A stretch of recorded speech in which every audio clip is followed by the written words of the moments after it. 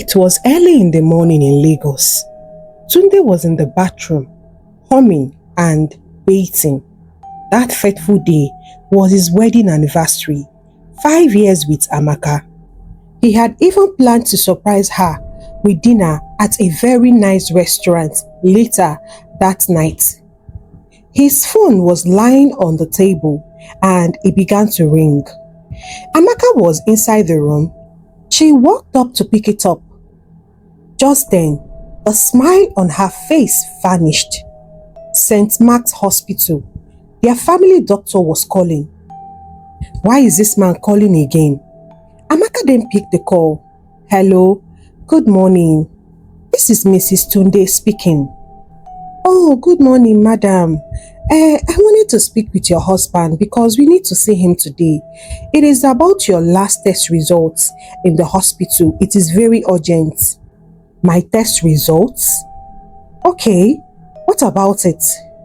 Please, you and your husband need to come in as soon as possible. We have already emailed the test results to your husband, but you two need to come in and see Dr. Adigwe immediately. Amaka ended the call and opened the email. After reading the test results, she immediately deleted it, and also she deleted the call record. Amaka's mood changed immediately she saw the test results. Something was wrong somewhere, but she doesn't want to express it. Just then, Tunde came out of the bathroom fresh and smiling. My love, Alpha, I heard my phone ringing. Yes, it's not one important. It's all those people that used to spam call us. Okay, but are you okay? You're not looking fine, no. Did anything happen? No, come on. Nothing is wrong. I'm fine. Even though Tunde felt like something was wrong, but he didn't bother to persuade her to talk. 5 years earlier, when Amaka met Tunde in a small church in Surulere, it was raining heavily that day. Tunde just survived a bike accident. His leg was bandaged and he struggled to walk. When Amaka sighted him, she was really feeling so bad. Though Amaka was a nurse at a local clinic in Surulere there, she felt bad seeing a young man so handsome with such bad accident. She helped him immediately to enter the church so that the rain will not beat him. After Amaka helped Tunde that day, they both exchanged number, and that was how Amaka would always go to his house to go and treat him and check on him.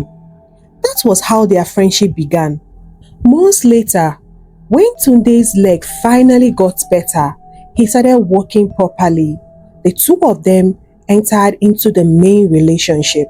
Tunde asked Amaka out and Amaka agreed. The two of them started dating, but they had just one problem. Tunde's mother doesn't like Amaka, all because Amaka was an Igbo lady and Tunde a Yoruba. The two of them are from two different tribes in Nigeria. The mother hated Igbo people. What they did to her, no one knows. That was how she transferred that hatred towards Amaka. Tunde tried all he could to reason with his mother, telling her that Amaka is an Igbo lady does not make her a bad person. She was born and bred in Lagos. She can speak Yoruba fluently. What is the problem? I love this woman. She's caring, she's kind. I want her to be the mother of my children. But Tunde's mother refused. Over my dead body, Oloma Aje, how can I be alive and I'll watch my only son marry an Igbo woman? Lie, and no go, and all no go work. It will never work. When Amaka noticed that her relationship with Tunde was bringing issue between him and his mother, she decided to step back. But Tunde refused. It was Tunde that was fighting for the marriage, not Amaka anymore. The sisters stood by their mother that Tunde should not marry an Igbo woman, but Tunde refused and still stand by Amaka. Without Tunde's mother's blessing, Tunde got married to Amaka, even though Amaka did not want to go ahead at first, but Tunde found a way to convince her. With Amaka's parents' blessing, the two of them got married. For years, they lived like best friends. Tunde always liked making noise whenever he's bathing inside the bathroom. Amaka would always shout, "Tunde, this your voice will chase our neighbors away. The two of them will laugh together. But after 5 years of marriage, one thing still made Amaka's heart heavy. They had no child, and her mother-in-law, which is Kunle's mother, always used that to taunt her all the time. But Tunde would always warn her mother to stop whatever she's doing. It will never work, and it will never break the love he has for his wife, and even his marriage to Amaka will never break. Last, they will adopt. Tunde warned his mother to please stop all the harassment on his wife because God's time is the best. Yet, the woman does not listen. And truly, Tunde loved her deeply and he never complained. Whenever Amaka sees her period, she would always cry. Every month, she's expecting not to see her period, and this had made her to even develop high BP. Tunde would always warn her, "See, stop this. God will bless us. I don't know why you're stressing yourself. If you're not drinking this one today, you are drinking another one the next day. Maka, stop. Okay? The hospital said we are both fine. So don't worry yourself. The two of us, we are going to conceive and give birth to a child." But after 5 years of marriage, Amaka asked her husband Tunde that they need to go to the hospital to run another test because she has not been feeling herself for some days now. So they met Dr. Adigwe, who ran the test for them. He has been their family doctor for years. Not until that morning, Amaka picked up that call that came from the hospital. As Tunde got ready for work that anniversary morning, he didn't notice that Amaka had actually stopped eating her food for days. He didn't notice that her hands are always rested on her tummy as if she was protecting something. He didn't notice how often Amaka stared at him. Sometimes she would drop tears like, why did God give me this kind of man? Amaka was hiding something, but Tunde was too busy planning their anniversary that he didn't even notice. He even booked a table at a rooftop restaurant in Victoria Island. He warned Amaka not to enter the kitchen that day because he would take her out and they would eat something nice that fateful day. After Tunde finished talking, he kissed her goodbye and left for work. The moment the gate closed, Amaka sat on the couch and burst into tears. She covered her mouth so that the neighbors won't hear, so that the people working for them will not notice that she was really crying. After Tunde left, she dressed up and went to the hospital to go and see the doctor. After the doctor told her what the test results shows, Amaka could not believe her ears. She couldn't believe her eyes. She was crying all throughout the section with the doctor. By the time she came back home, she pretended all was well. She didn't even tell Tunde that she went to the hospital or saw a doctor or the test result even came out and this is what the test result is talking about. Amaka kept everything to herself. Then, Tunde noticed that she's always quiet. She no longer talks as she used to and she's no longer as active as she used to. Amaka is always sleeping. Her eyes look weak and she hardly do anything at home without panting or resting before continuing. Tunde asked her severally, "Hope all is well." Amaka pretended, "All is well. I'm just having some mood swing, hormonal changes. I asked the doctor, he said it's normal for some women. I don't know, but I just feel weak. But I've already checked. There is nothing actually wrong with me." Though Tunde did not actually believe that thing she said 100%, but he just had to keep his faith alive that nothing is actually wrong with her. Then, one evening, Tunde's friend Kunle came to visit him. Boy, oh boy. See, I came here because I have something important, but I don't know how to say it, bro. What do you mean, Kunle? Talk now. I'm even surprised to see you at my home by this time of the day. You not get work. You that is always busy. What's going on? Well, you can see that me coming to your house uninvited, it shows that something important carried me to this place. Me, I don't know how you are going to see what I'm about to tell you, but I will sure say it because you are my guy. I can't see such a thing and keep quiet. Bro, I saw your wife. I saw your wife today. You saw my wife. Where? I saw her at St. Mark's Hospital. She came out of a private ward and a man hugged her afterwards. Hugged her? Yes. The man looked like a Dr. Shao. But I don't want to believe anything bad. But the hug, it was close though. Like they hugged for some minutes before going. Come on. Amaka cannot betray me now. You must be joking.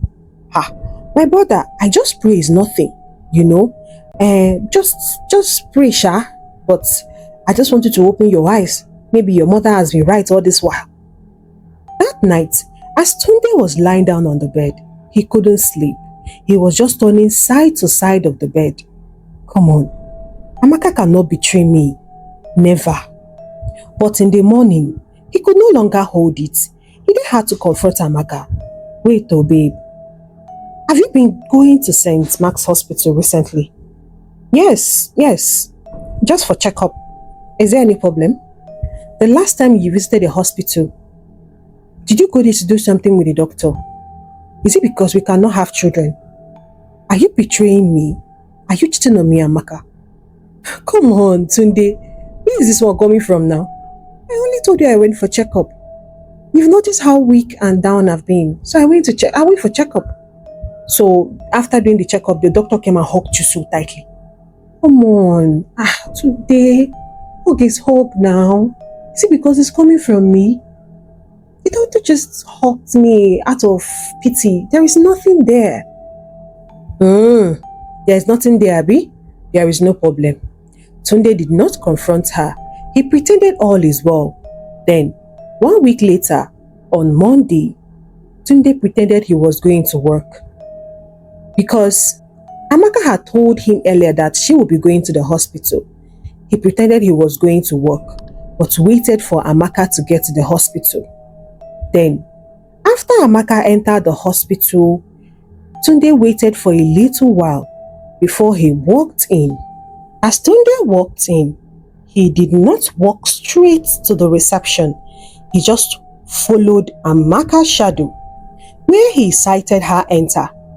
Just then, as he stood at one of the doctor's office, Amaka was hugging a doctor before sitting down. Tunde angrily stormed out of the hospital. His eyes were burning out of anger. He didn't even wait to look back.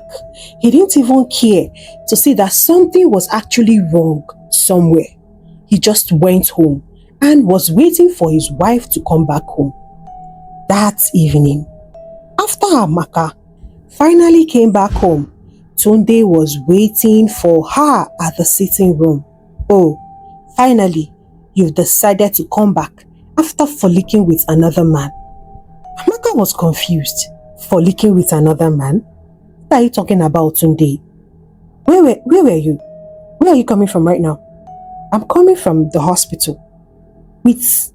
Oh, I was there by myself. I went there and I saw our doctor, family doctor. What happened? You did not go there to see your family doctor. You went there to see your boyfriend, right? The man you have been cheating on me with. Tunde, don't Tunde me, oh. Don't try it, oh. So this is your secret. You are seeing someone else behind my back? Come on, Tunde. No, it's not what you think. Stop lying. Stop lying. I saw you. I saw you hugging him. Yes, I hugged him. But it's not what you think. Tunde, when has hugging become a big deal in our marriage. We can hug now. He's hugging a back thing now. Did you see me kiss the man or do more than that? Please, Tunde, listen to me, please. But Tunde did not want to listen. He pulled himself away and walked into the bathroom, slamming the door. That night, Amaka cried on the couch until morning. She couldn't even go inside the room because Tunde locked the room, preventing her from coming inside. She wanted to tell Tunde what actually happened, but Tunde is not even giving her audience to talk. And just like that, a week passed, and the two of them barely spoke to each other in the same house. Tunde will wake up early, leave for work, and come back very late. Amaka stopped eating totally. It was as if she was getting more sick by the day. Then, one morning, as Tunde dressed up for work, he was looking for a clean handkerchief in the wardrobe when his hand touched a sealed envelope. The name that flashed in front of it was Mrs. Amaka Tunde Confidential. Confidential? Tunde asked himself. He wanted to drop it back because he was still angry with Amaka, but something inside of him pushed him to open it. When he finally did, it was a medical report with a hospital logo. Diagnosis: stage 3 kidney failure. Patient required close monitoring and possible transparent evaluation. Tunde cleaned his eyes again and read it again and again and again until he could no longer. He sat on the bed, breathing so fast. His mind started running around. Everything began to make sense. The weakness, Amaka looking different, the hospital visits, and the man who hugged her was actually trying to sympathize with her. The doctor wasn't her lover, but the doctor that was treating her. Tunde dropped the paper and rushed out of the room. He was screaming Amaka's name, but Amaka could not even talk. She was so weak to talk. Not until he went to the veranda and saw her sitting down, receiving fresh air. Amaka? Yes? Babe, why didn't you tell me? Tears started streaming down Amaka's face. I don't want to stop your joy. You've worked so hard. You got promoted. I don't want to make you worry. I was even glad you were suspecting me of cheating. Maybe because of that, you will look outside, find a woman that can give you children, because I can't. And this has been the reason why I cannot give you children. Have kidney issue. Mark, are you crazy? So you carry this thing all alone, all this while? Come on. You gave us 5 years. I just want us to carry the pain quietly for once. I don't want you to worry. And I want you to make your mother proud. I've never seen a man as selfless as you.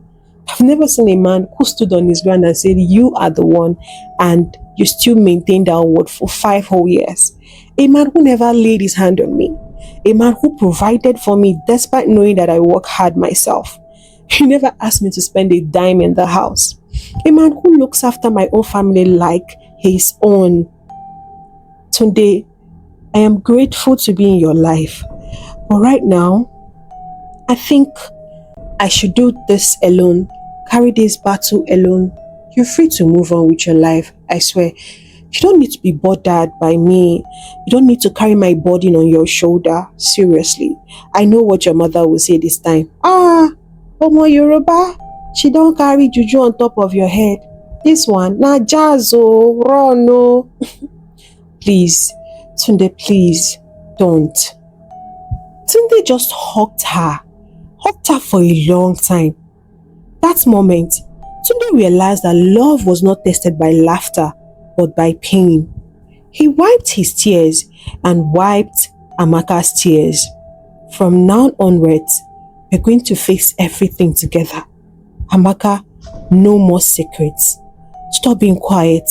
And don't you ever tell me that this burden is your burden alone. We are married.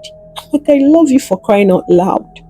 Why would you think that even in sickness, I would leave you? I shouldn't have let what my friend told me to enter my head. I knew that you couldn't even do it. But your whole confusion, now I know. This what they say, that things doesn't actually look the way it seems. It's actually good for someone to find clarification instead of assuming.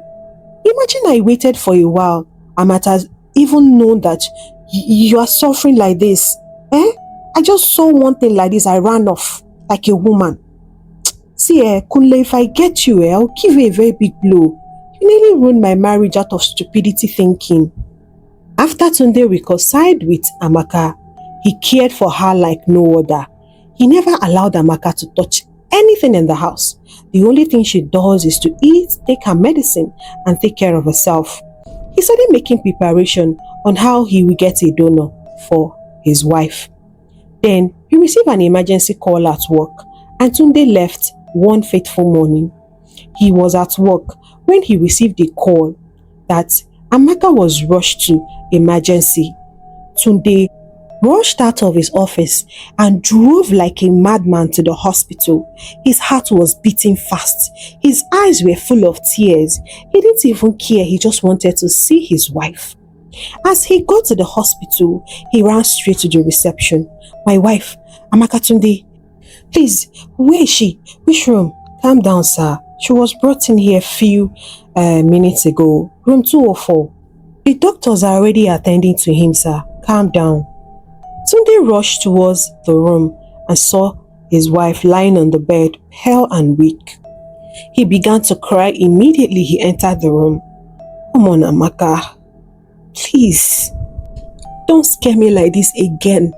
Do not ever scare me like this. Come on, what do you want to leave this world for? Bo, I want to be a widow by this age? Come on. I only went out to go and arrange the money for the surgery. And in case if they see any transplant, anybody that wants to give us a kidney, and the money is ready. The money is ready. What are the doctor talking about? What happened?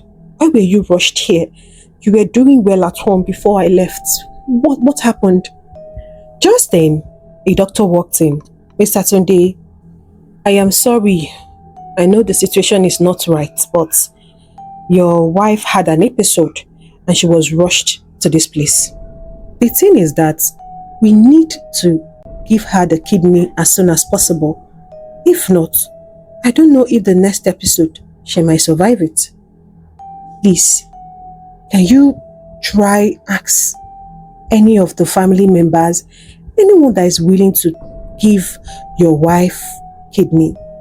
Anyone, sister, cousin, anyone, just please find, because as we don't even have a donor. I was okay, let's go and look for a donor, or a donor is available. We don't have. I am so sorry, we don't. I've already put her on the list, but there are a lot of people waiting for kidney. That is why we urge our patients to always look for solution. Look for a family member, look for someone that can be able to help you, donate for you, you know? Okay, doctor, we'll make inquiries about that and I will give you feedback. But the money is ready. In case if there is any donor, please, just let me know. No problem. As the doctor left, Amaka then said to Tunde, babe, listen, this is a trying period. This is the reason why I never told you when I found out I had this. But if I don't make it, don't stop living. God has plans for you. You can get married, give birth to a lot of children. Just be happy. Amaka, don't you ever say that. You will make it. You will live. Two of us will dance together again. You're going to give birth to our beautiful children that you have always wanted. Please don't. Don't you ever say that. You are the one that will give birth to our children. You are the one that will carry them full time. If we are going to adopt, you will be the mother. Amaka, you're not going anywhere. I'll make inquiries. I'll call your parents, your sisters, anyone that is willing to donate. I'll give them the money. Just keep holding on for me. Do not leave me. I beg you. Tunde went outside and made calls. lots of calls, calling everyone he knows. But it was futile because nobody wanted to give their kidney to Amaka, not even her sister. It was her parents that agreed, but they were too old to give out kidney. They cannot even survive it if they try it, according to the doctor's report. But Amaka's siblings, none of them agreed to give her kidney. Tunde, seeing that time was going, he doesn't know what to do. He then went to the doctor and said to him, "Test me, check mine, check and see if I'm compatible. I'm willing to give my wife a kidney." The doctor was shocked. "What? Sir, come on, you don't know even if you're a match. Test me." That is what I'm saying. Test me. "Are you sure?" "Yes, I am sure. Amaka can give me her kidney if I'm in this situation. I am willing to do so if I'm comfortable. As far as I'm compatible, just go ahead with the surgery." The doctors ran some tests, and hours later, the doctor called in Tunde. "Sir, you're a perfect match." "Are you serious? Well, what are we waiting for? Get down with the business then." "Well, if you insist, I would like to explain the risk for you. I know you love your wife and you're willing to do anything for her. But I just want to let you know that this is 50-50 between you and her. Anything can go wrong." But Tunde did not mind. He had already made up his mind. "I will try. At least, I will try." Tunde didn't even tell his parents or any of his family members that he wanted to donate any kidney for her. It was only Amaka's parents that knew all about it, and they were the one that stood and signed and gave their consent that everything will go on well. And that evening, the surgery was done. Hours went by, and Amaka's parents, they could not sit down one place. The mother was so restless. She kept on walking, praying. She prayed from the time the doctors entered the theater. She prayed till the doctors came out of the theater. And they told them the good news. The woman was so happy. So does Amaka's father. By the time Amaka opened her eyes, it was her mother she was seeing. "Mama, where is Tunde?" Tunde was the first person she asked of. "Tunde is fine, okay? He's resting. The surgery went well. He gave you his kidney." "Tunde did what?" "Oh God, Tunde again? Mama, why would you guys allow him to do such a thing?" "That is why he didn't tell you. He told the doctor not to tell you that he was the one donating." Amaka was left speechless, but she was so grateful to God that the surgery went well, and her and her husband, they came out alive. They were at the hospital until they were fit to be discharged. When they got home, Amaka and Tunde looked at each other and started laughing with tears on their eyes. You gave me your kidney. Come on now, babe, it's just a spare part." The two of them started laughing. A spare part indeed. Amaka said to Tunde, "But why would you do that?" "Because I can't live in a world that I can't have you. You, Amaka. I don't want any other Amaka if not you. You are the only Amaka I want in my life. Only you. You are a foolish man. What if I did not make it? God forbid. Do you know the seed I sowed in the church? Do you know the seed I went and sowed outside? Come on, you must make it. Two of us will come out of it alive." And we did. God heard our prayers. All we need is to recover fully well and pick up our life where we stopped. Okay? My mother does not really need to know that I gave you anything. I didn't tell her, but I know that the news will surely enter her ears one way or the other, and she will come and create scene here. But don't mind her. She's just full of noise, but she doesn't have power to fight. The two of them continued making jokes and laughing. 6 months later, Amaka and Tunde recovered very well.